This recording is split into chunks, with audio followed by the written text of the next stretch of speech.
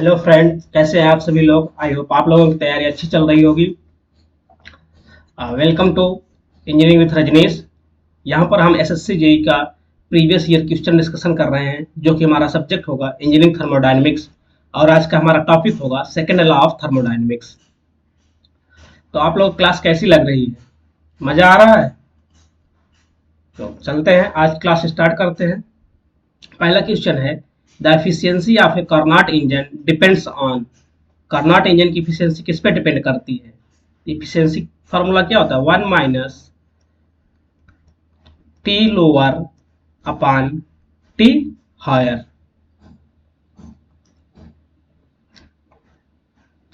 जो हमारे Carnot engine की एफिशिएंसी होती है वो मैक्सिमम एफिशिएंसी होती है, तो वो उसके टेम्परेचर लिमिट पे डिपेंड करती है।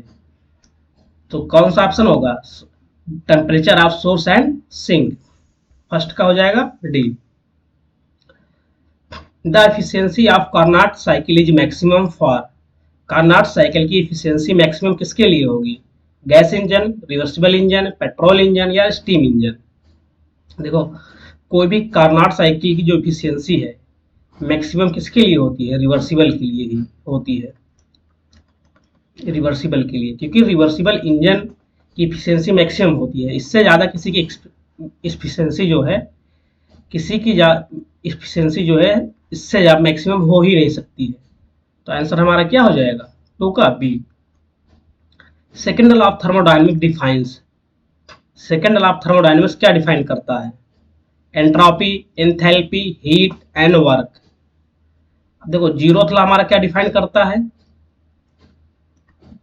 जीरोथ लॉ डिफाइन करता था हमारा टेम्परेचर मेजरमेंट या basic of temperature measurement. Zeroth law से हमें क्या पता चलता है? टेम्परेचर मेजरमेंट का पता चलता है।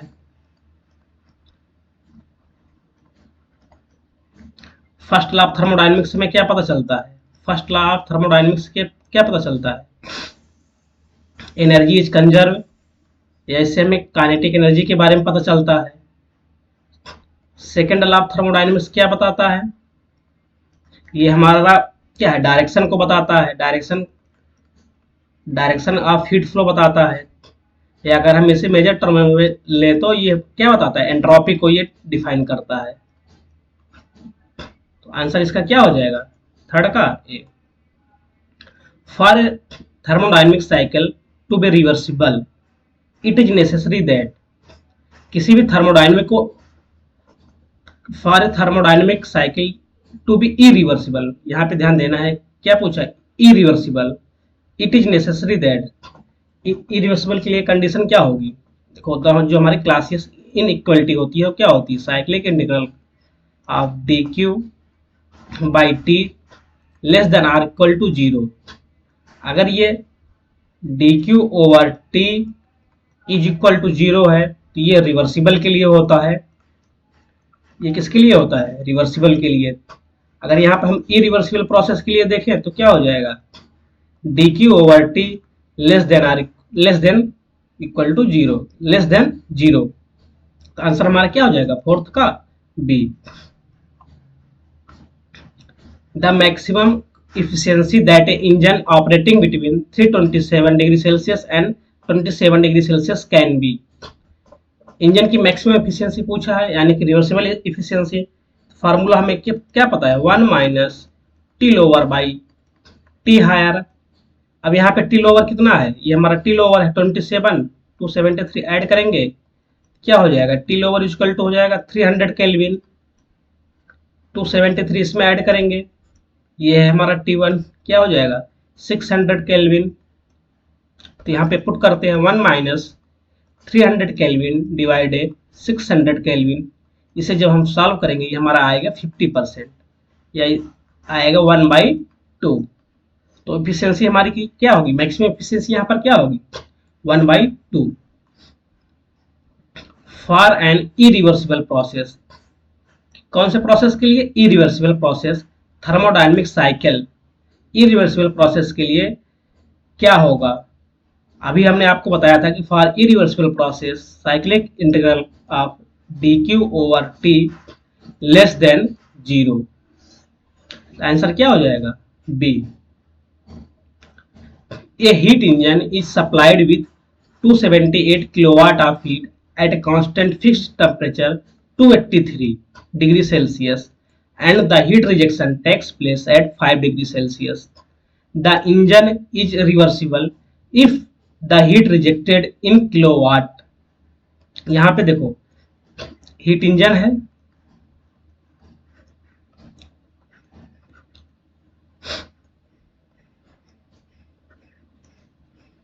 कह रहा है सप्लाइड किलोजूल ऑफ 278, यहाँ पे क्या हीट सप्लाई किया जा रहा है 278, यहाँ का टेम्परेचर कितना है 283, लोअर टेम्परेचर हमारा कितना है 5 डिग्री सेल्सियस। अब पूछ रहा है इंजन कैसा है, रिवर्सिबल है, रिवर्सिबल है। तब यहाँ पे पूछ क्या रहा है, Q2 की वैल्यू पूछ रहा है, Q1 दिया हुआ है, तो अब इसको हम किसमें कन्वर्ट कर ले, केल्विन में। क्या हो जाएगा इसका आंसर, जब हम केल्विन में कन्वर्ट करेंगे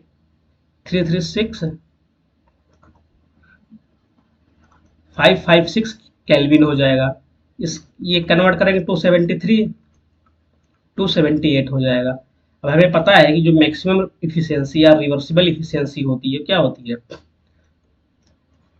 T higher minus T lower by, या इसको हम ऐसे लिखते हैं 1 minus T lower by T higher. ये तो हमें टेम्परेचर के टर्म में मैक्सिमम रिवर्सिबल, ये जब हम टेम्परेचर के टर्म में लिखेंगे इफिशियंसी तब ये होगा। अगर यही हम हीट के टर्म में लिखेंगे तो क्या हो जाएगा 1 minus Q lower by Q higher. तो अगर ये दोनों इक्वल है तो यहाँ से क्या आ जाएगा, हमारा टेम्परेचर स्केल क्या बनेगा, T lower by T higher is equal to Q lower हमें कैलकुलेट करना है, क्यू हायर हमें कितना दिया है 278 किलोवाट। अब यहाँ पे टी लोअर का टेम्परेचर कितना है 278, टी हायर टेम्परेचर कितना है 556। तो जब यहाँ पे हम इसे सॉल्व करेंगे, देखिएगा क्यू लोअर इक्वल टू क्या आएगा, क्यू लोअर इक्वल टू आएगा 278 इंटू 278 डिवाइडेड 556, 1 ये 2 टाइम्स जाएगा, इसे कैंसिल करेंगे तो ये आंसर आएगा आपका 139 किलोवाट। जो हीट हमारा रिजेक्ट होगी Q2 से, यहाँ पे जो हीट रिजेक्ट होगी इसकी वैल्यू कितनी होगी 139 किलोवाट। तो आंसर हमारा क्या हो जाएगा ए। बस यहाँ पे आपको क्या करना है, रिवर्सिबल इफिशियंसी को इक्वल दिखा देना है, किसके इफिशियंसी की, इस एक्चुअल इफिशियंसी को। ये हमारी मैक्सिमम इफिशियंसी है और ये एक्चुअल इफिशियंसी है। यहाँ पे क्या है, दोनों इक्वल हो गया। क्यों, क्योंकि ये दिया हुआ है कि क्या है, इंजन की इफिशियंसी कितना है, रिवर्सिबल के बराबर है। तो आंसर हमारा क्या हो जाएगा 7th का ए reversible heat engine working at the rate of 100 kilowatt has an efficiency of 20%. The magnitude of heat transfer rate from the source and to the sink in kilowatt would be, कह रहा है कि heat engine है, ये heat engine है, यहाँ से है Q1, यहाँ पे आएगा Q2, यहाँ से आएगा W। अब यहाँ पे वर्किंग रेट कितना दिया है, W कितना दिया है 100 किलोवाट दिया है, ठीक।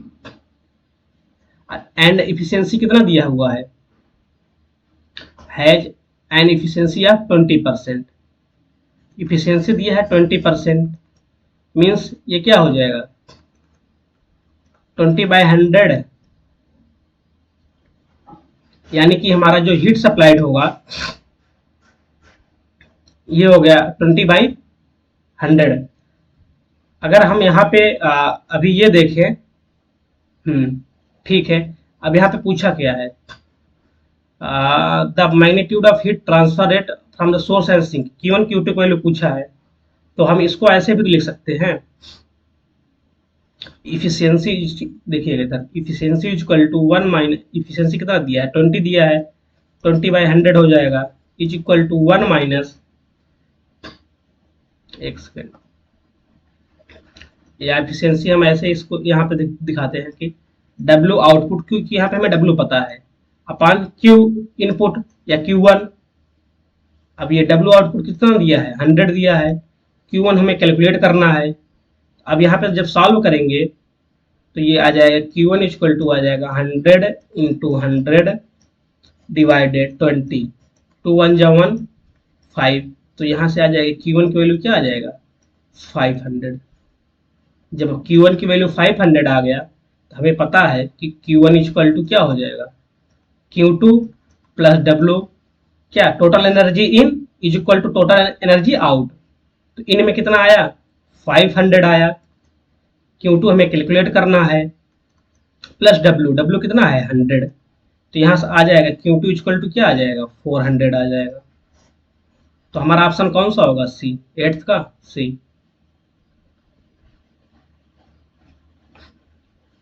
A heat engine is a device that operates on a thermodynamic cycle. Heat engine जो है हमारा,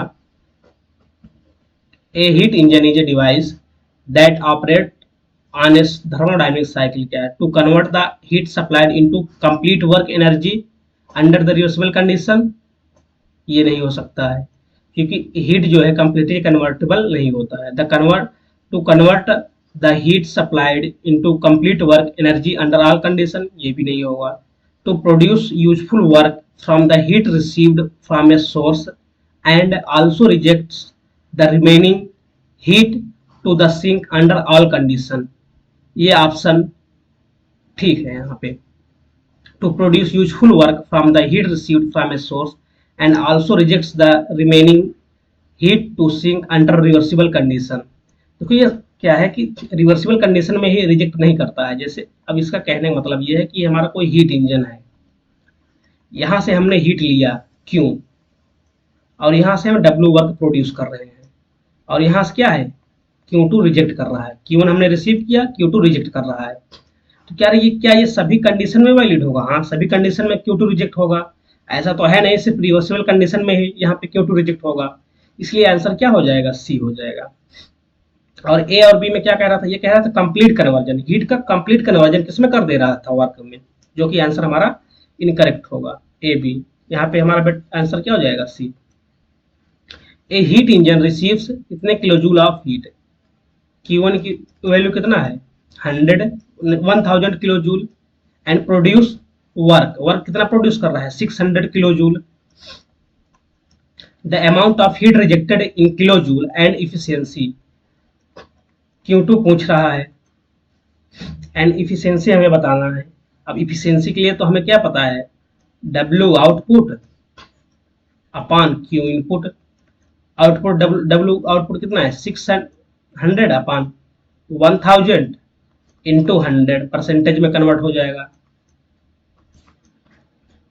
तो यहाँ से परसेंटेज हमारा कितना आ गया 60% आ गया, एफिशिएंसी 60% आ गया। अब Q2 कैलकुलेट करना है। देखो हमें क्या पता है कि total heat in is equal to total heat out, या total energy in is equal to total energy out. Q1 equal to क्या हो जाएगा Q2 प्लस W। Q1 की वैल्यू 1000 है, Q2 कैलकुलेट करना है, W की वैल्यू कितनी है 600। तो यहाँ से हमें Q2 की वैल्यू कितना आ गया 400 किलो जूल। तो ऑप्शन हमारा कौन सा होगा, हमारा Q2 400 आ रहा है, इफिशियंसी 60% आ रही है, तो कौन सा ऑप्शन है यहाँ पे 400 40% नहीं, ये भी नहीं है, ये भी नहीं है, डी ऑप्शन होगा। 10th का क्या हो जाएगा डी हो जाएगा। According to Kelvin Planck statement perpetual motion machine of कौन सा काइंड का है, first kind is possible, first kind is impossible, second kind is impossible, second kind is impossible. अब देखो यहाँ पे क्या कह रहा है कि according to Kelvin Planck statement perpetual motion machine of second kind is impossible. क्यों सेकेंड काइंड होगा सॉरी, जो क्योंकि हमारा जो केल्विन प्लांक स्टेटमेंट है केल्विन प्लांक स्टेटमेंट जो है हमारा, ये आपको पता है किसके लिए वैलिड होता है, ये कहाँ पर कहाँ पे आता है, ये आता है हमारा सेकेंड लॉ ऑफ थर्मोडायनेमिक्स में, सेकेंड लॉ ऑफ थर्मोडायनेमिक्स में आता है। और जो केल्विन प्लांक स्टेटमेंट को वायलेट वायलेट कर देता है, वही हमारा क्या हो जाता है, पीपीएम हो जाता है, वही हमारा क्या हो जाता है, पीपीएम 2 हो जाता है। तो यहाँ पर आंसर हमारा क्या हो जाएगा, सेकेंड काइंड इज इम्पॉसिबल। फिर कह रहा है विच of the following is the correct expression for maximum thermal efficiency of a system undergoing a reversible power cycle while operating between thermal reservoir at Tc and Th। यहाँ पे क्या होगा, Tc यानी कि कोल्ड टेम्परेचर, Th यानी कि hot temperature. तो हमें पता है कि इफिशियंसी का फॉर्मूला क्या होता है, 1 माइनस Tc/Th होगा।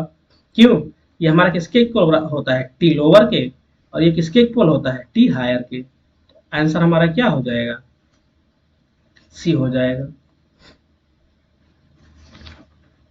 13th क्या है, Kelvin Planck law deals with the, ये किससे डील करता है, conversion of heat, conversion of work, conversion of heat into work, या conversion of work into heat. तो केल्विन प्लांक स्टेटमेंट तो हमारा यही कहता है कि जो हीट है, जैसे ये हमारा हीट इंजन है,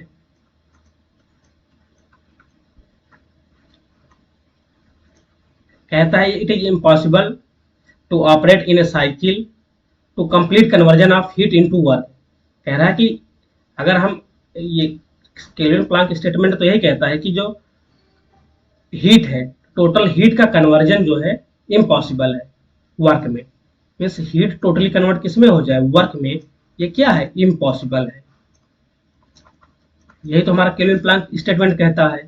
तो ये किसकी कन्वर्जन की बात करता है, conversion of heat into work, ना कि conversion of work into heat. तो आंसर हमारा क्या हो जाएगा, 13th का सी हो जाएगा। What does the second law of thermodynamics defines, what does the second law of thermodynamics defines. Second law क्या डिफाइन करता है, एंट्रोपी डिफाइन करता है। फर्स्ट लॉ क्या डिफाइन करता है, जो हमारा फर्स्ट लॉ है ये क्या डिफाइन करता है, काइनेटिक एनर्जी डिफाइन करता है। और जो हमारा जीरोथ लॉ है वो क्या डिफाइन करता है, जीरोथ लॉ हमारा क्या, टेम्परेचर मेजरमेंट को डिफाइन करता है, टेम्परेचर को डिफाइन करता है। तो चलते हैं नेक्स्ट क्वेश्चन पे। An engine working between positive temperature, कोई इंजन है वो इसके बीच में वर्क कर रहा है, पॉजिटिव टेम्परेचर के बीच में वर्क कर रहा है। तो क्या हो सकता है, it can be heat pump, can not be heat pump, must be A heat pump, can be A heat pump if frictionless machine is used. देखो पॉजिटिव टेम्परेचर का मतलब ये होता है कि कोई भी इंजन है जो किसके हो, जो 0 केल्विन टेम्परेचर से ऊपर वर्क करता है, उसको हम क्या बोलते हैं, पॉजिटिव टेम्परेचर बोलते हैं। जो भी टेम्परेचर 0 केल्विन के ऊपर होगा उसे हम क्या बोलते हैं, पॉजिटिव टेम्परेचर बोलते हैं। तो हमें पता है जो हमारा हीट इंजन है, हीट पंप है और रेफ्रिजरेटर है, रेफ्रिजरेटर, ये तीनों कहाँ पे काम करते हैं, पॉजिटिव टेम्परेचर पे ही तो काम करते हैं। क्यों पॉजिटिव टेम्परेचर काम करते हैं, क्योंकि इन सभी का टेम्परेचर किससे ज्यादा होता है, 0 केल्विन से ज्यादा होता है। यहाँ पे 0 डिग्री सेल्सियस नहीं देखना है आपको, क्या देखना है, 0 केल्विन। तो यहाँ पे आंसर हमारा क्या हो सकता है, ये कुछ भी हो सकता है। तो ये जरूरी नहीं है कि हाँ, कैन बी ये हीट पंप, हाँ ये हो सकता है। Can not be heat pump, ऐसी बात ही नहीं है, ये हो सकता है, हीट पंप भी हो सकता है। Must be A heat pump, ऐसा भी कंपल्सरी नहीं है। ये हीट इंजन, हीट पंप या रेफ्रिजरेटर, इन तीनों में से कोई भी हो सकता है। इसलिए आंसर हमारा क्या हो जाएगा, 15th का ए हो जाएगा। A perpetual motion machine is PPM, ये क्या है, पीपीएम क्या है, परपेचुअल मशीन एक हाइपोथेटिकल मशीन होती है जिसको हम बस इमेजिन करते हैं। ये जैसे पीपीएम फर्स्ट क्या कहता है, पीपीएम फर्स्ट कहता है ये कोई है, अगर इसमें हम हीट ना दें तो ये वर्क प्रोड्यूस करे, ये ऐसा इम्पॉसिबल है, ऐसा हम ऐसी डिवाइस में बनाना क्या इम्पॉसिबल है, हम उसको कुछ हीट ही ना दें और क्या करे, वो वर्क को प्रोड्यूस करे। ये हमारा पीपीएम फर्स्ट हो जाता है। ये सभी पीपीएम क्या है, ये सारे हाइपोथेटिकल मशीन्स हैं, सारी हाइपोथेटिकल मशीन्स हैं। तो हमारा ऑप्शन क्या हो जाएगा, a perpetual motion machine is a hypothetical machine whose operations would violates the law of thermodynamics. हाँ, और जो भी पीपीएम होते हैं ये सभी हमारे थर्मोडायनेमिक्स लॉ को क्या करते हैं, वायलेट्स करते हैं, फॉलो नहीं करते हैं। ठीक, तो आंसर हमारा क्या हो जाएगा, सी हो जाएगा। An actual engine is to be designed having same efficiency as Carnot cycle. Such proposition is, क्या ऐसा कुछ पॉसिबल है, हम कोई एक्चुअल इफिशियंसी जो है वो कार्नोट इंजन की इफिशियंसी के बराबर कर दे? क्या ऐसा पॉसिबल है, हम ऐसा इंजन बना सकते हैं कि जिसकी इफिशियंसी कार्नोट इंजन के इफिशियंसी के बराबर हो? ऐसा क्या है, इम्पॉसिबल है। तो आंसर हमारा क्या हो जाएगा, 17th का बी हो जाएगा। A perpetual motion machine of first kind, that is a machine which produces power without consuming any energy, इसी को हम क्या बोलते हैं, पीपीएम फर्स्ट। ये क्या है, possible according to first law of thermodynamics, नहीं। Impossible according to the first law of thermodynamics, हाँ। According to first law of thermodynamics PPM क्या होता है, इम्पॉसिबल होता है, पीपीएम 1 इम्पॉसिबल होता है। According to second law of thermodynamics क्या होता है, पीपीएम 2 इम्पॉसिबल होता है। तो यहाँ पे हमारा आंसर क्या हो जाएगा, बी हो जाएगा। Calculate the enthalpy, enthalpy calculate करना है आप 3 kg ऑफ फ्लूइड, मास कितना दिया है, 3 kg दिया है, that occupies a volume of 1.5 metre cube, volume कितना है 1.5 metre cube. If the internal energy is 3.5 mega joules per KG, जो है हमारा इंटरनल एनर्जी कितना है 3.5 mega joules per KG, okay. And the pressure is, कितना दिया है pressure, 0.3 mega newton per metre square. तो हमें पता है कि एंथैल्पी इक्वल टू क्या होता है, internal energy plus product of pressure and volume. तो यहाँ पे इंटरनल एनर्जी कितना दिया है 3.5 किलो जूल पर केजी में दिया हुआ है। तो और यहाँ पे हम, हमारा प्रेशर कितना है, तो आंसर हमारा किस में दिया हो, मेगा जूल में दिया है। तो सबसे पहले हम क्या करेंगे, यहाँ पे देखो, अब यहाँ पे इंटरनल एनर्जी हमारा किस में दिया है, मेगा जूल पर केजी में दिया है। इसको हम किस में कन्वर्ट कर ले, पहले इसको हम कन्वर्ट कर लेते हैं सिर्फ मेगा जूल में। तो मास से मल्टीप्लाई कर देंगे, 3.5 इंटू 3 क्या हो जाएगा 10.5 मेगा जूल। अब यहाँ पे रख देते हैं इसे 10.5 मेगा जूल प्लस प्रेशर कितना है 0.3 इंटू वॉल्यूम कितना है 1.5। तो ये टोटल वैल्यू आ जाएगी हमारी 10.95 मेगा जूल। यही हमारा क्या होगा, आंसर होगा। आंसर क्या हो जाएगा 19th का सी। देखो यहाँ पे क्या है दिया, सिर्फ सिंपल देखो क्या क्या वैल्यू दी हुई है। यहाँ पे मास दिया है, वॉल्यूम दिया है, इंटरनल एनर्जी दिया है, बस यूनिट्स का हमें ध्यान रखना है। यहाँ पे हमने इसको कन्वर्ट क्यों नहीं किया मेगा पास्कल को, मेगा को, क्यों, क्योंकि यहाँ पे जो इंटरनल एनर्जी है उसमें भी मेगा है और जो प्रेशर है उसमें भी मेगा, दोनों की यूनिट क्या है, सेम है।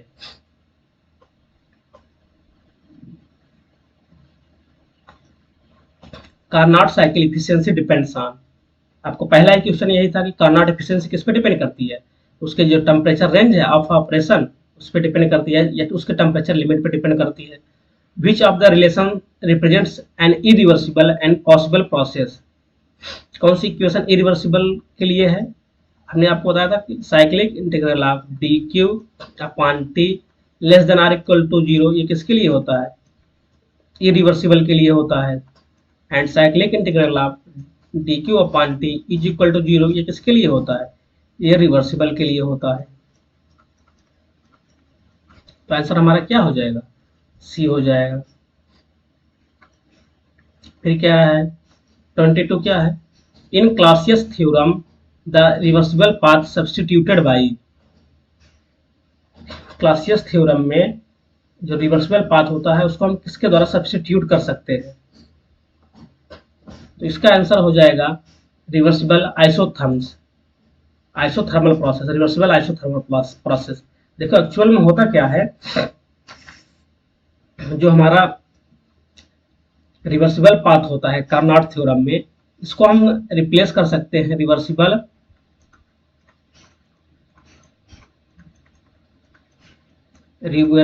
Isothermal process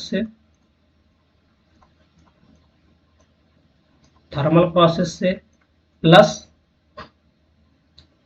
reversible adiabatic process से,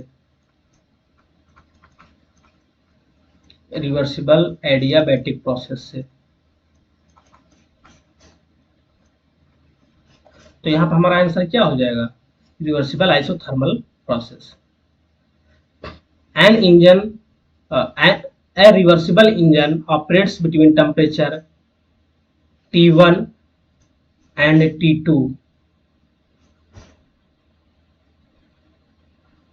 एक सेकेंड, यहाँ पे कुछ मिस्टेक्स है, जो उसके टेम्परेचर की जो नेमिंग है उसमें। ए reversible engine operates between temperature T1 and T2। The energy rejected by this engine can be, हाँ देखो क्वेश्चन क्या है, ए reversible heat engine operates between temperature T1 and T2। The energy rejected, देखो क्या कह रहा है, ए रिवर्सिबल एक हीट इंजन है, ये किस पे वर्क कर रहा है? T1 पे एंड T2 पे वर्क कर रहा है। And this the energy rejected by this engine act as input for another reversible engine. यहाँ से जो हमें Q2 निकल रही है, ये दूसरे हीट इंजन के लिए क्या काम कर रही है? इनपुट का काम कर रही है for the another reversible engine at temperature T3।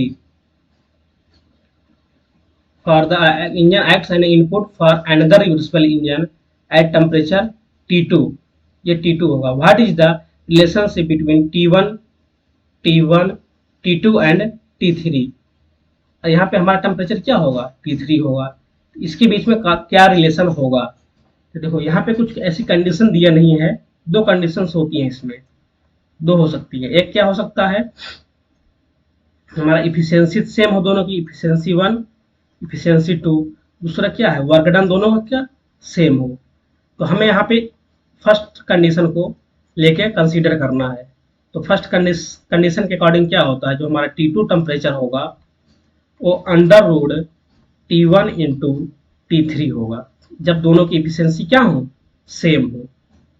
यहाँ पे कुछ कंडीशन मेंशन नहीं है, तो हमें दोनों इंजन की इफिशियंसी सेम है इसी कंडीशन को लेके हमें क्वेश्चन को करना है। Clausius statement and Kelvin Planck statements is are not connected, या two parallel statements of second law, violation of one does not violates the other. देखो एंड फॉल्स स्टेटमेंट, जो क्लासियस और केल्विन प्लांक स्टेटमेंट है, ये दोनों parallel statement होते हैं। किसके पैरेलल स्टेटमेंट है? सेकंड लॉ के पैरेलल स्टेटमेंट है। और अगर एक वायलेट करता है तो दूसरा भी क्या करेगा? वायलेट करेगा। इसलिए आंसर सी भी नहीं होगा, डी तो होगा नहीं, फर्स्ट भी नहीं होगा।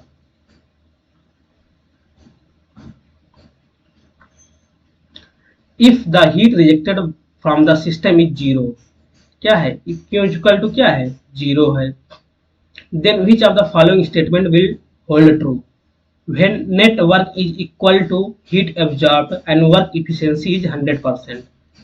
कह रहा है कि Q is equal to W and efficiency is equal to Q1 is equal to W and efficiency is equal to क्या? 100%। फिर कह रहा है heat is exchanged from one heat reservoir only। Heat केवल कितने रिजर्वायर हो रही है? ओनली वन हीट रिजर्वायर है। It violates Kelvin Planck statement, यह केल्विन प्लांक स्टेटमेंट को वायलेट करता है। All option are correct, in all option are correct. देखो जो हमारा केल्विन प्लांक स्टेटमेंट क्या कहता है, जो हमारा केल्विन प्लांक स्टेटमेंट है ये कहता है it is impossible to construct a device which operate on a cycle and the complete conversion of heat into work is impossible. कि कंप्लीट कन्वर्जन ऑफ जो हमारा हीट है, हीट का कंप्लीट कन्वर्जन किसमें? वर्क में क्या है? इम्पॉसिबल है। तो ये वही बात तो कह रहा है कि when the net work is equal to 100 absorbed work efficiency is 100%। ये केल्विन प्लांक स्टेटमेंट के लिए ही तो कह रहा है। ये क्या हो जाएगा, सही हो जाएगा। Heat is exchange from one heat reservoir. इसका मतलब ये है कि हीट सिर्फ एक ही रिजर्वायर से एक्सचेंज हो रही है, तो ये भी सही हो जाएगा। It violates Kelvin Planck statement. हाँ, ये सभी कंडीशन किसको वायलेट करते हैं, केल्विन प्लांक स्टेटमेंट को वायलेट करते हैं, इसलिए हमारा ऑप्शन क्या हो जाएगा, डी हो जाएगा। A heat engine working between source as 200 degree Celsius and reject at 25 degree Celsius. T1 की वैल्यू क्या है, 200 प्लस 273 क्या हो जाएगा, 473 केल्विन। एंड रिजेक्ट्स T2 क्या है, 25 डिग्री सेल्सियस प्लस 273 क्या हो जाएगा, 298 Kelvin. Work done for this engine is equal to 0। Work done क्या है, 0 है। Does this satisfy the inequality of Clausius. Clausius inequality क्या कहती है, cyclic integral of del Q over T equal to less than or equal to 0। क्या होगा, and receives 5 kilowatt of heat. देखो, a heat engine working between temperature source 200 degree Celsius and rejects इतना and receives heat 5 kilowatt of heat. ठीक, अब यहाँ पे देखो Q1 दिया हुआ है 5 किलोवाट, W क्या है, 0 दिया है, तो जब W है तो Q2 भी क्या हो जाएगा, 5 किलोवाट। अब इसमें हम रख देते हैं तो क्या हो जाएगा, Q1 की value 5 by 473 minus 5 by 298 is equal to less or equal to 0। तो इसका आंसर क्या आएगा, does this satisfy the inequality of Clausius. इसका आंसर क्या होगा,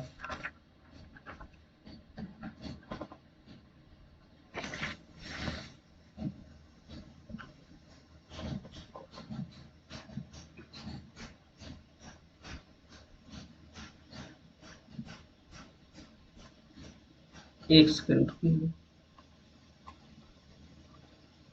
कह रहा है heat engine working between the source as 200 degree Celsius and rejects as 25 degree Celsius and 25 degree Celsius receives 5 kilowatt of heat and work done for this engine is equal to 0। work done तो 0 है। what does this satisfy the inequality of Clausius।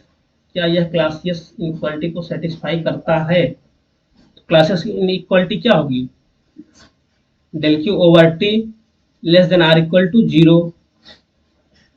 तो यहाँ पे अगर Q1 हमारा 5 kilowatt है, W 0 है, Q2 क्या है 5 किलोवाट होगा, तो यहाँ पे आंसर क्या आना चाहिए, ये वैल्यू ज्यादा है तो ये वैल्यू कम होगी इससे कंपेयर में, तो यहाँ पे ये वैल्यू ऑलरेडी क्या है 0 से कम आ रही है,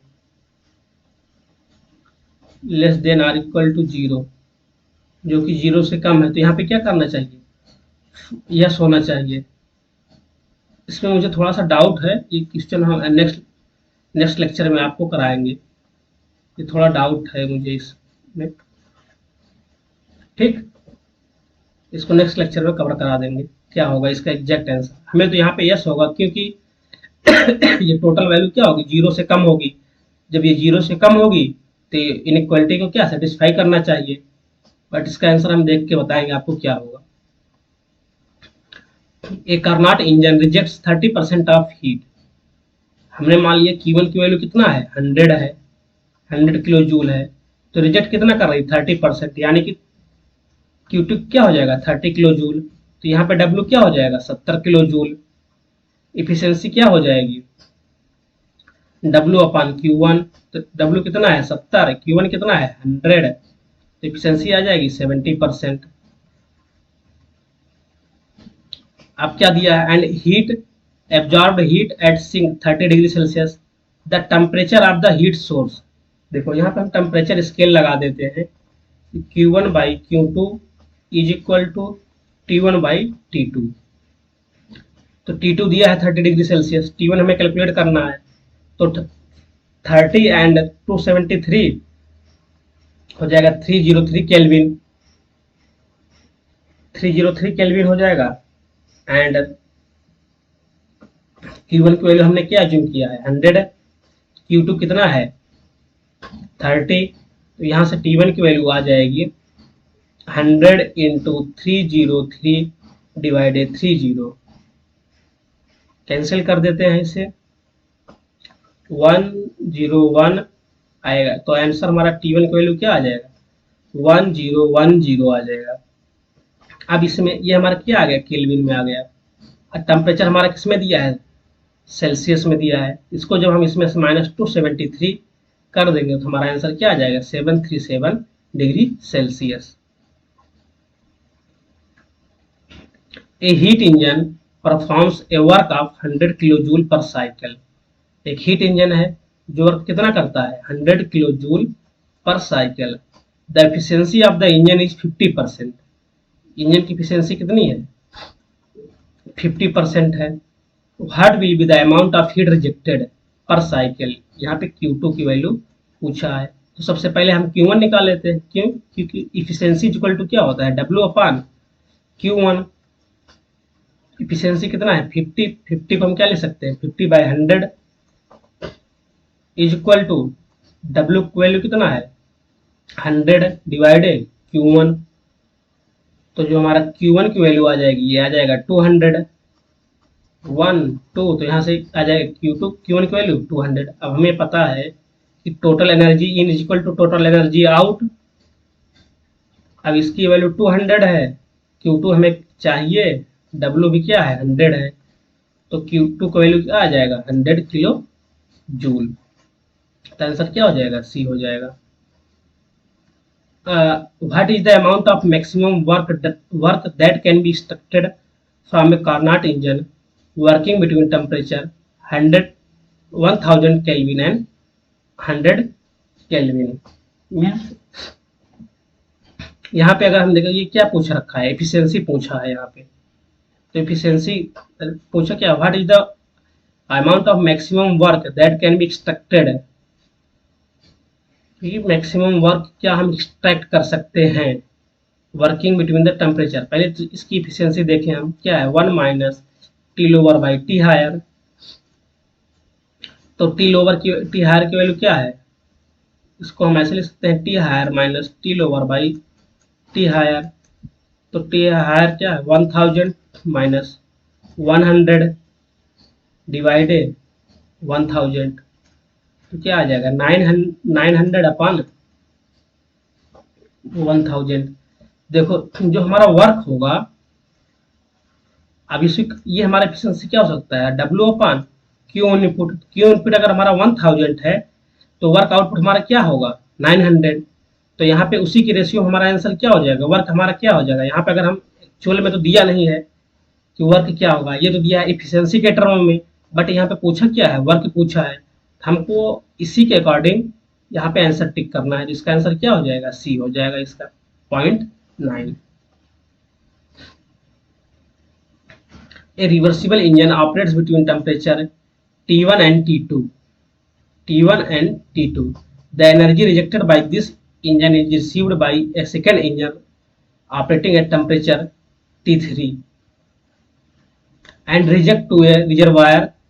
नहीं, ये यहाँ पे क्या है temperature to T2 and rejected to a reservoir at temperature T3 if the efficiency of the engine are same। अब दोनों की एफिशिएंसी क्या दिया है सेम दिया है, मीन्स इंजन 1 की efficiency is equal to engine 2 की efficiency. The relationship between T1 T2 and T3 is, दोनों का दोनों की एफिशिएंसी सेम है तो उनके बीच का रिलेशनशिप क्या हो जाएगा। हमने आपको बताया था जब दोनों इंजन की एफिशिएंसी सेम हो तो जो हमारा T2 टेम्परेचर हो वो दोनों टेम्परेचर का क्या होता है स्क्वायर रूट का प्रोडक्ट होता है।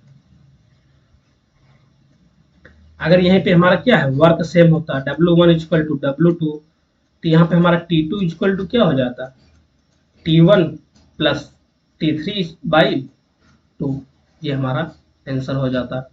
तो आंसर इसका क्या हो जाएगा, सी हो जाएगा। टू कार्नोट इंजन, दो कार्नोट इंजन है, क्या है, एक है C engine first and engine 2 are connected in a series such that the heat rejected by engine 1 is used as a input of engine 2 cycle, with the intermediate temperature being the geometric mean of the extreme temperature. Which of the following statement is true for this efficiency of the Carnot engine? देखो कह रहा है कि जो हमारा intermediate temperature है वो क्या है, is the geometrical mean of extreme temperatures, यानी कि ज्योमेट्रिकल मीन है किसका, एक्सट्रीम टेम्परेचर हमारा क्या होगा, सबसे highest temperature T1 into T3, ये बोल रहा है इक्वेशन में, क्वेश्चन में, हमारे क्वेश्चन में कंडीशन ये दी हुई है। अब पूछ रहा है कि ये किस कंडीशन में होगा, जब इफिशियंसी दोनों की लेस देन हो, या किसी एक की इफिशियंसी लेस हो या दूसरे की लेस हो, या दोनों इक्वल है। अभी हमने आपको प्रीवियस क्वेश्चन में बताया कि ये कंडीशन किसके लिए वैलिड है, जब दोनों इंजन की efficiency of first equal to efficiency of second. तो आंसर हमारा क्या हो जाएगा, सी हो जाएगा। which are stated are properties of ppm2, ppm2 की प्रॉपर्टीज क्या है, सेम क्वेश्चन है जो भी आपको अभी हमने पहले कराया था थोड़ी देर पहले। when network is equal to heat absorbed and working efficiency is 100%, ये हमारा क्या है, ppm के लिए सही है, ppm तो कहता है 100% होगा, तो ये सही होगा। बट ये क्या कहता है, वायलेट करता है किसको, केल्विन प्लांक स्टेटमेंट को। Heat is exchange from one heat reservoir, ये भी तो कहता है Kelvin Planck ppm second. It violates Kelvin Planck statement, yes. It is hypothetical machine, yes. ppm क्या है हमारा, हाइपोथेटिकल मशीन ही है, तो यहाँ पे आंसर हमारा क्या हो जाएगा, डी हो जाएगा। A Carnot engine operates between T1 T2 if there is an increase in source temperature by T small t and a decrease in sink temperature by small t. How is the efficiency in both cases is related? देखो assume करते हैं यहाँ पे T1 है, T2 है और T है, ठीक। कह रहे ये कोई टेम्परेचर है और इंजन T1 और T2 टेम्परेचर पे वर्क करता है। हमने यहाँ पे मान लिया T1 क्या है, 100 केल्विन है, हमने एज्यूम किया है। यहाँ पे क्या है, 500 केल्विन है, ठीक। और T2 को हमने क्या, T जो इंक्रीमेंट हो रहा है इसको हमने क्या मान लिया, 100 केल्विन मान लिया। तो जब हम T2 को इंक्रीज या डिक्रीज नहीं किए थे तब इसकी इफिशियंसी क्या थी, इसको हम इफिशियंसी 1 मान लेते हैं, क्या हो जाएगा 1 minus T lower by T higher. इसे कैलकुलेट करेंगे तो इसकी इफिशियंसी आ जाएगी 50%, ठीक। अब क्वेश्चन क्या कह रहा है, अब कह रहा है कि if there is an increase in source temperature by T, source temperature को बढ़ा दिया जा रहा है टी के से, तो अब क्या हो रहा है, T1 इक्वल टू क्या हो जाएगा 1000 प्लस 100, ये क्या हो जाएगा 1100 हो जा रहा है। And a decrease in sink temperature by T, sink temperature में क्या हो, डिक्रीज हो रहा है, कितना, सिंक टेम्परेचर हमारा कितना है 500 माइनस 100, तो ये क्या हो जाएगा 400 केल्विन। अब पूछ रहा है अब इफिशियंसी क्या होगी, तो हमें पता है अब इफिशियंसी ऑफ सेकंड इंजन क्या हो जाएगा 1 minus T lower by T higher. तो इसे कैलकुलेट करेंगे क्या, 1100 माइनस 400 डिवाइडेड 1100, ये क्या आ जाएगा 700 डिवाइडेड 1100। परसेंटेज में कन्वर्ट करने के लिए 100 से मल्टीप्लाई कर देंगे। इसकी इफिशियंसी जो आएगी अप्रोक्सीमेट N2 की इफिशियंसी कितनी आएगी 66 से एबव ही आएगी, 66% से एबव आएगी। सॉरी, पहले में कितने इफिशियंसी थी, पहले में हमारा था 50%। देखो क्या रिजल्ट आया कि यहाँ पे हमने एज्यूम कर लिया T1 T2 को और स्मॉल t को। अब इसके बिहाफ पे अगर हम सॉल्व करेंगे हमें पहले इंजन की इफिशियंसी आएगी, उसके बाद जब हमने चेंज किया, सोर्स में इंक्रीमेंट किया, सिंक में डिक्रीमेंट किया, तब इसकी इफिशियंसी निकालेंगे तो 60% से अबव आएगी। सॉरी, हाँ, 66% नहीं आएगी, इसकी 6 आया, 63% के अराउंड आएगी। तो यहाँ पे क्या होगा, हमारा जो इफिशियंसी 1 है वो कम है compare to efficiency of second times. तो आंसर क्या हो जाएगा, बी हो जाएगा। The first and second law of thermodynamics helps to derive the following properties. देखो हमें पता है सेकेंड लॉ से हमें क्या पता चलता है, एंट्रोपी पता चलता है। अब फर्स्ट लॉ से हमें क्या पता चलता है, इंटरनल एनर्जी पता चलता है। और इंटरनल एनर्जी किसका फंक्शन होता है, टेम्परेचर का फंक्शन होता है। इंटरनल एनर्जी टेम्परेचर का फंक्शन होता है। तो यहाँ पर ऑप्शन हमारा क्या हो जाएगा, temperature and entropy. Two Carnot engine are connected in series. दो कार्नोट इंजन किससे कनेक्टेड है, सीरीज में, with working stream temperature are 2000 and 200। यहाँ पे T1 की वैल्यू कितना दिया है, 2000 केल्विन, T3 की कितना दिया है, 200 kelvin respectively. What is the efficiency of first engine. First engine की इफिशियंसी क्या है। अब फर्स्ट इंजन की इफिशियंसी हमें निकालने के लिए क्या करेंगे हम, engine efficiency of first engine 1 minus T2 by T1। अब यहाँ हमें T2 नहीं पता है, तो T2 हमें यहाँ पे निकालने के लिए क्या करना पड़ेगा। अब यहाँ पे दो कंडीशन बनती है, एक तो सेम एफिशिएंसी लेना है या सेम वर्क आउटपुट लेना है। तो यहाँ पे हमें कंडीशन लेके चलनी है। यहाँ पे हमने क्या एज्यूम किया, कि जो efficiency of first engine equal to efficiency of second engine, उसके लिए कंडीशन क्या होती है, T2 is equal to under root T1 into T3। T1 क्या है 2000 इंटू 200। जब हम इसको सॉल्व करेंगे तो ये हमारा अराउंड आएगा, T2 की वैल्यू आएगी हमें 632.45 केल्विन के अराउंड आएगा। अब इस वैल्यू को हम यहाँ पे पुट करेंगे और इफिशियंसी कैलकुलेट करेंगे। 1 माइनस T2 की वैल्यू क्या आई है 632, T1 की वैल्यू क्या है 2000। इसको जब हम कैलकुलेट करेंगे तो हमारी इफिशियंसी अप्रॉक्सीमेटली 68% के करीब आएगी। इफिशियंसी कितना आएगी, 68% के अराउंड आएगी। तो आंसर हमारा क्या हो जाएगा, सी हो जाएगा। बस एक चीज को आपको यहाँ पे ध्यान देना ये है कि जो क्वेश्चन में, जिस क्वेश्चन में कुछ कंडीशन ना दी हो कि इफिशियंसी सेम है या वर्क आउटपुट सेम है दोनों का, तो वहां पे हमें क्या लेना है कि दोनों की इफिशियंसी क्या है, सेम है। आई होप आपको समझ में आ गया होगा। Sorry, a reversible engine which operates between temperature range of 1200 Kelvin and 600 Kelvin and rejects 30% of heat to the sink comes under the classification of Carnot engine, petrol engine, diesel engine and none of these। अब देखो यहाँ पे दो condition है, आपको एक reversible efficiency निकालना होगा, तो क्या होगी 1 minus T lower by T higher. तो क्या हो जाएगा 1200 माइनस 600 डिवाइडेड 1200। तो ये अप्रोक्सीमेटली आ जाएगा 50%। क्या एग्जैक्टली आएगा 50% इफिशियंसी आ गई हमारी। अब दूसरा केस क्या कह रहा है, rejects 30% of heat to the sink comes from under the classification of. यहाँ पे हमने एज्यूम कर लिया Q1 को 100, Q2 कितना आएगा 30, क्यों यहाँ पे दिया है, ये रिजेक्ट कितना कर रहा है 30% ऑफ हीट, 30 यहाँ पे आ गया, ये किलो जूल में है, किलो जूल में एज्यूम किया, तो W की वैल्यू क्या आ जाएगी 70 किलो जूल आ जाएगा। अब यहाँ से जो इफिशियंसी आएगी ये एक्चुअल इफिशियंसी आएगी। एक्चुअल इफिशियंसी क्या हो जाएगी हमारी W upon Q input. W की वैल्यू क्या है 70, इनपुट कितना है 100, तो एक्चुअल इफिशियंसी आ गई हमारी 70%।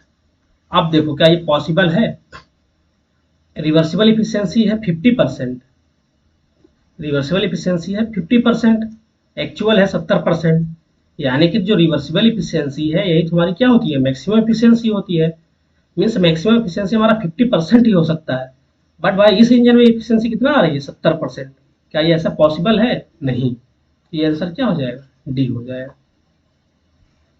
विच of the following represent an impossible cycle? Impossible cycle के लिए कौन सा होगा? देखो, हमें पता है ये किसके लिए है, रिवर्सिबल के लिए है। ये किसके लिए है? रिवर्सिबल के लिए है। ये किसके लिए है? ये रिवर्सिबल के लिए है।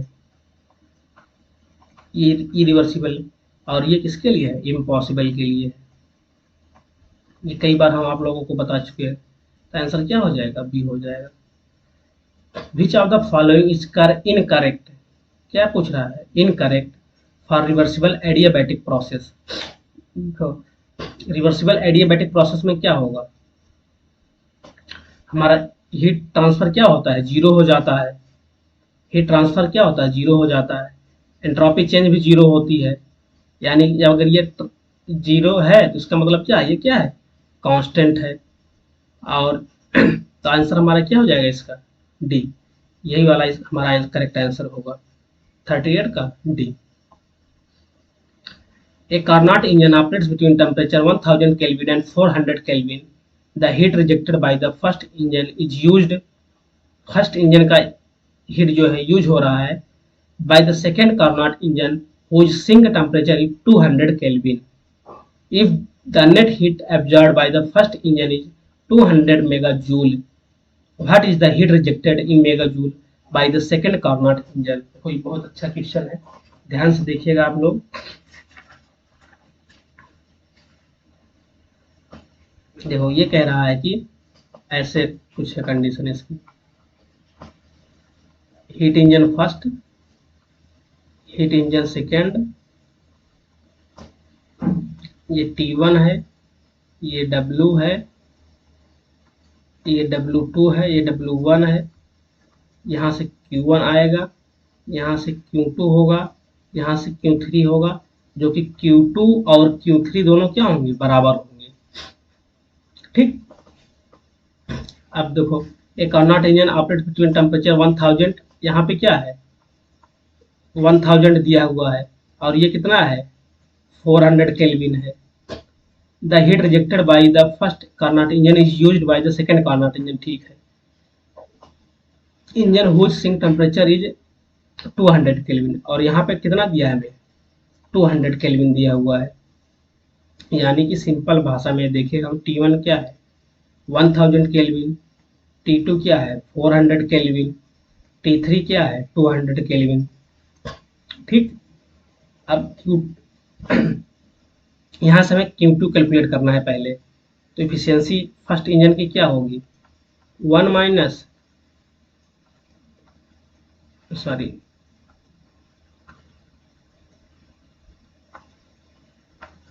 400 by 1000 is equal to 1 minus Q2 by Q1। Q1 कितना है? Q1 यहाँ पे दिया हुआ है 200।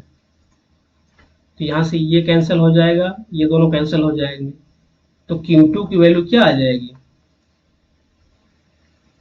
Q2 की वैल्यू आ जाएगी 2 1 जा, Q2 की वैल्यू आ जाएगी 80 मेगा जूल। अब यहाँ से तो Q2 की वैल्यू आ गई, जो फर्स्ट इंजन का रिजेक्शन है और सेकेंड इंजन का इनपुट है। अब हमें सेकेंड इंजन का आउट रिजेक्टेड हीट कैलकुलेट करनी है। इसके लिए हमें क्या करेंगे? सेकेंड इंजन पे इफिशियंसी का फार्मूला लगा देंगे। इफिशियंसी ऑफ सेकेंड इंजन क्या हो जाएगा? 1 minus T3 by T2 is equal to 1 minus Q3 by Q2। Q2 क्यों? क्योंकि जो ये Q1 का जो Q2 है, ये सेकेंड इंजन के लिए इनपुट का काम कर रहा है। ये हमारा टेम्परेचर स्केयर का फार्मूला बन गया। यहाँ पे क्या हो जाएगा? Q2 हमें कैलकुलेट करनी है, तो T3 क्या है यहाँ पे? ये हो जाएगा T2 by Q3 into, sorry, एक सेकेंड,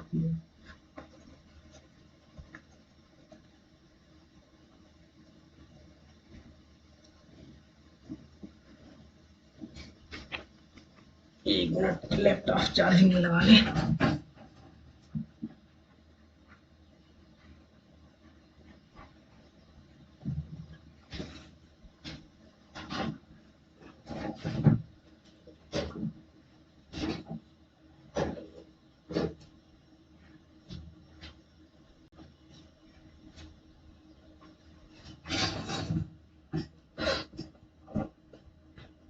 एक सेकंड आप लोग कुछ बताते हैं इसे।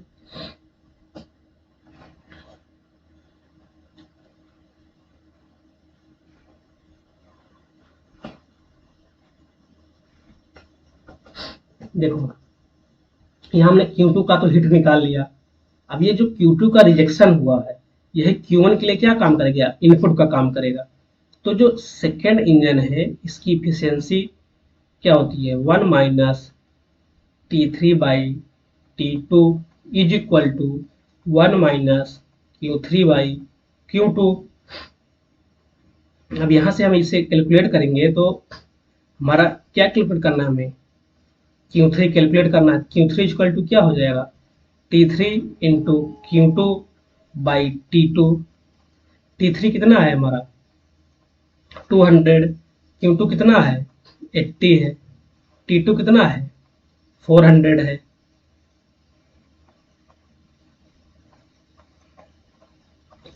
तो ये कितना आ जाएगा हमारा 40 आ जाएगा।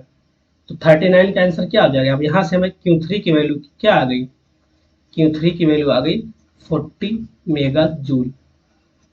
तो आंसर क्या हो जाएगा ए। बस सिंपल आपको क्या करना है, स्टेप बाय स्टेप चलना है। फर्स्ट इंजन की एफिशिएंसी का फार्मूला यूज करना है, उससे हमें क्या निकालना है, Q2 निकालना है। जो Q2 होगा रिजेक्शन का फर्स्ट इंजन का, वही सेकंड इंजन का हमारा क्या हो जाएगा, इनपुट हो जाएगा। फिर उसको हम सेकंड इंजन की एफिशिएंसी का फार्मूला रखेंगे, फिर उसमें सारी वैल्यूज पुट करेंगे तो आंसर हमारा आ जाएगा। If A Carnot engine rejects 1/4 of the heat from the reservoir, what is the efficiency of Carnot engine. Q2 क्या दिया है Q/4 और Q1 को हमने क्या एज्यूम कर लिया Q। एंड अब क्या पूछ रहा है, इफिशियंसी पूछ रहा है। इफिशियंसी इक्वल टू क्या होती है 1 माइनस Q2/Q1, 1 माइनस Q2 की वैल्यू क्या है Q/4 इंटू Q1 की वैल्यू क्या है Q से Q कैंसिल हो जाएगा तो क्या हो जाएगा 4 माइनस 1/4 क्या आ जाएगा 3/4, 3/4 यानी कि 0.75। विच of the following is not a feature of Carnot engine. Carnot engine का फीचर कौन सा नहीं है। It has the maximum efficiency among the all of the engine, ये भी सही है। कार्नोट इंजन की एफिशिएंसी क्या होती है, मैक्सिमम होती है सभी इंजन से। The efficiency of Carnot engine is dependent on temperature, ये भी सही है, उसके टेम्परेचर लिमिट पे डिपेंड करती है। It works with only one heat reservoir, यही ऑप्शन गलत है, दोनों हीट रिजर्वायर पे ये वर्क करता है। For all Carnot engines working under same temperature ranges has the same efficiency, yes, ये भी सही है। तो इसमें कौन सा नॉट फीचर है, तो आंसर इसका क्या हो जाएगा, सी हो जाएगा। If a heat engine produces work only by interacting with one source, क्या है वर्क प्रोड्यूस कर रहा है, ये क्या बन जाएगा PM2। यहाँ से वर्क ले रहा, हीट एब्जॉर्ब कर रहा है, यहाँ से वर्क प्रोड्यूस कर रहा है। What kind of machine is this, ये किस तरह की मशीन हो जाएगी PPM2, यानी कि इंजन की एफिशिएंसी 100% कर दे रहा है। A Carnot heat pump is use to maintain a room temperature of 27 degree Celsius. The temperature of room was -4 degree Celsius. The heat loss from the room is 20 kilowatt. What is the power requirement of pump. इसमें क्या निकालेंगे, efficiency नहीं निकालेंगे हम, इसमें क्या calculate करेंगे, COP calculate करेंगे। सॉरी देखो ये हमारा क्या है, हीट पंप है। हीट पंप कुछ ऐसे वर्क करता है, ठीक। ये हमारा हाई टेम्परेचर है 27 डिग्री सेल्सियस, ये हमारा लोअर टेम्परेचर है -5 डिग्री सेल्सियस। यहाँ पे हम क्या दिए, W इनपुट दिए। अब Q यहाँ पे टेम्परेचर क्या हो जाएगा 300 केल्विन, ये क्या हो जाएगा T1 या T लोअर, T1 एज्यूम करते हैं। यहाँ हमारा क्या हो जाएगा T2 क्या हो जाएगा 268 केल्विन, सॉरी ये 4 डिग्री सेल्सियस, तो ये हो जाएगा 279 केल्विन। W कितना दिया हुआ है, the heat loss from the room is, कितना लॉस हो रहा है रूम से, 20 किलोवाट, यानी कि हमारा जो सप्लाई हो रहा है कितना हो रहा है, 20 kilowatt. What is the power requirement of pump, हमें पता है कि जो COP होता है, COP इक्वल टू क्या होता है, T higher COP of heat pump, T higher upon T higher minus T lower is equal to, इसको हम किसके दिखाना है, Q higher by W input को। अब यही पे रख दो वैल्यू सभी, हायर की वैल्यू कितना है 300 divided 300 minus 269 is equal to Q higher by W input कितना है 200, तो यहाँ पे हो जाएगा 300 into 20 divided 31 is equal to Q higher, यही होगा, मैं सही कर रहा हूं ना।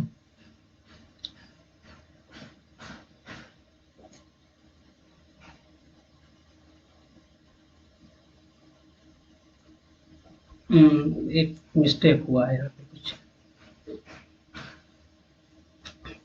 देखो यहाँ पे क्यों हायर जो है हमें कितना मिला है 20 किलोवाट मिला है, तो यहाँ पे क्यों हायर की जगह क्या हो जाएगा, हमें तो W कैलकुलेट करना है, ये क्या हो जाएगा 20 हो जाएगा, यहाँ पे आ जाएगा W, तो W की वैल्यू क्या हो जाएगी,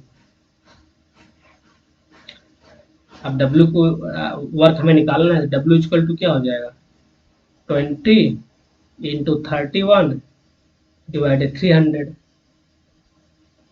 जब इसे हम सॉल्व करेंगे ये अप्रोक्सीमेटली किसके इक्वल आ जाएगा, 2 के इक्वल आ जाएगा, क्योंकि देखो ये 30 है ये 31 है, ये दोनों क्या हो जाएंगे कैंसिल हो जाएंगे, अप्रोक्सीमेट आंसर कितना आ जाएगा हमारा 2 आ जाएगा, तो क्या हो जाएगा आंसर इसका 2 हो जाएगा।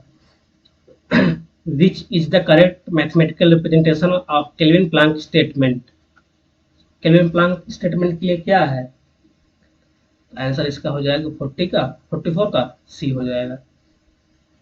If two engine E1 and E2 are working the same temperature ranges and E1 is the reversible engine and E2 is the irreversible engine, which of the following is correct efficiency for the engine।